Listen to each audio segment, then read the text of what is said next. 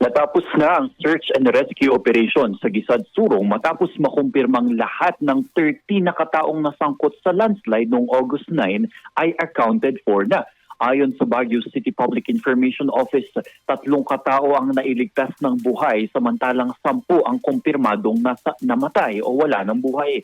Kasama sa mga natagpuang wala ng buhay, ang 2 mag-ina na magkayakap. Silang unang natagpuan kahapon.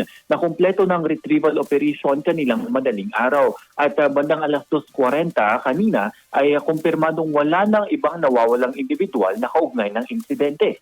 Dahil dito, tuluyan nang isinara ang paghahanap sa lugar. Sa kabuuan, 13 na katao ang nasangkot sa landslide kung saan 3 ang rescued at 10 naman ang nasawi. Sa ngayon, maghahati ng tulong ang City Social Welfare and Development Office kasama na ang psychosocial processing para sa mga pamilya ng mga nasawi. Nagsasagawa rin ang mga pribadong grupo at institusyon ng donation drives habang nananatili ang mga apektadong pamilya sa isang pribadong paaralan sa kaparehas din na barangay.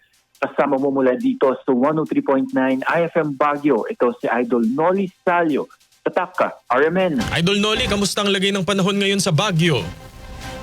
Kumpara kahapon na Radyo Manzander ay mas mabuti na ang lagay ng panahon dito sa Baguio City at hindi na rin ganoon kalakas itong pag-uulan at pag-ambon na lang ang nararamdaman. At kaninang alas 6:40 hanggang alas 6:50 ay nakita na rin natin ang paglabas ng Haring Araw, Radyo Manzander. RMN Network News.